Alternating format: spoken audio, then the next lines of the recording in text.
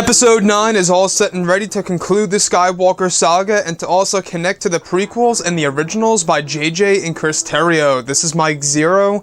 If you guys are new to the channel, do make sure to subscribe to see future Star Wars content. Now, I wanted to focus in on the characters of Rey and Obi-Wan Kenobi. Now, if we examine The Force Awakens, we heard Obi-Wan Kenobi's voice talking to Rey, saying, "Rey, these are your first steps." And it really left a lot of people in the dark, right? JJ never really gave us a full explanation as to why he inserted Obi-Wan's voice. So there's definitely a plan in place of Kenobi in the actual Star Wars sequel trilogy. There is more to the story in the background, especially with the connections between her, Rey, and Obi-Wan Kenobi himself, who was once the master of Luke Skywalker. So looking at all of this, these past couple of weeks or so, we've been learning a whole lot more about this film when it comes to some of the set leaks, the set designs, the concept art, and storyboard descriptions. Specifically, a description of Rey sitting inside of a cave with moonlight shining through the entrance/exit. It describes that a voice is audible to Rey and speaking to her. That voice is revealed to be Obi-Wan Kenobi. The next goes over Rey turning her head to see an Obi-Wan apparition in the distance in front of the moonlight shining through him. The apparition nears and begins to sit next to Rey, in a similar fashion to how Luke and Kenobi talked on Dagobah.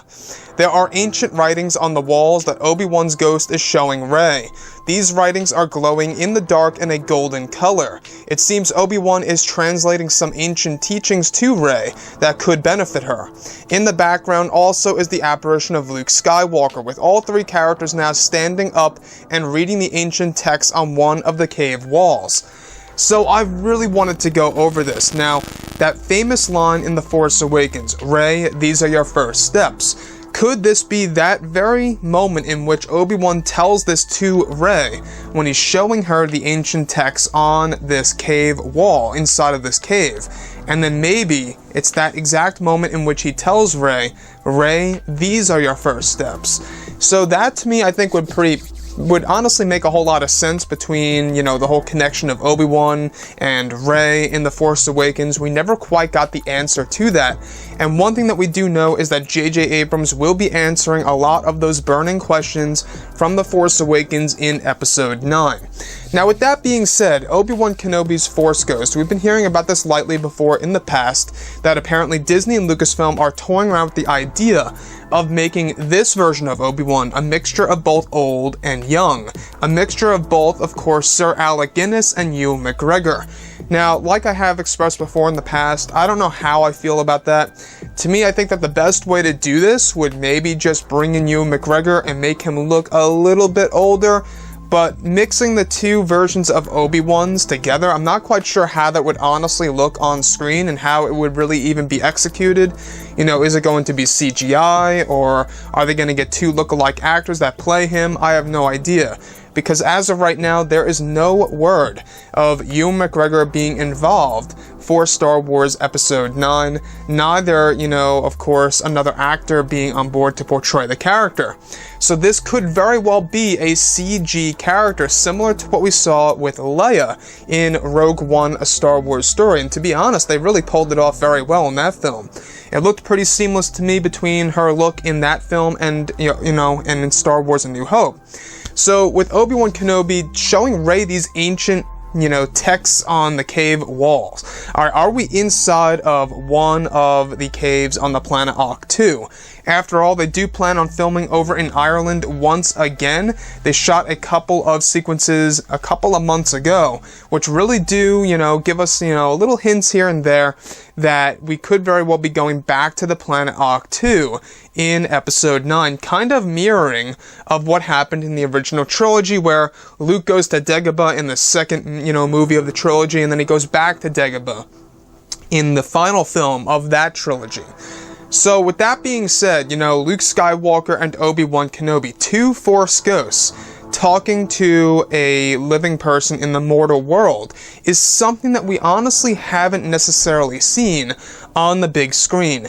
Two Force ghosts talking to a living person in the mortal world in a Star Wars movie. Now, yes, in, of course, you know, The Empire Strikes Back and in Return of the Jedi, we had discussions between both Luke, Obi-Wan, and Yoda.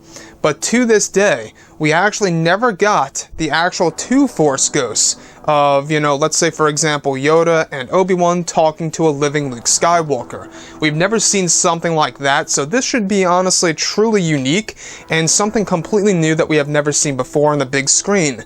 Now, as of right now, there's no word of Yoda. Apparently, Yoda is not going to be a part of this movie because supposedly Frank Oz is actually not a part of Episode 9 at all whatsoever. So with that being said, it seems like they're really trying to focus more on Luke Skywalker, Obi-Wan, and Anakin. They're really testing the waters with that and trying to actually have that on the big screen and see how it works. After all, originally J.J. Abrams wanted Anakin in The Force Awakens. That never worked out, and it seems as though that he's trying to bring in a lot of the Force ghosts that we all know and love in Episode 9. But anyways, guys, what do you think about this? What are these ancient writings inside of the cave? What do they really mean? Are they the same exact, writings that we actually saw inside of the sacred texts that Luke Skywalker owns on Ahch-To inside of the tree library? Or is this something more? Is this something even more ancient now? Or could it very well be an alternative to something more, I guess you could say, real for Rey that she could actually work with? Anyways, guys, drop a comment below. Let me know what you think about all of this in the comments. And if you guys did enjoy the content for today, do make sure to drop a thumbs up on this video to support the channel. I thank you all so very much for the kind support, and I'll catch you guys next time.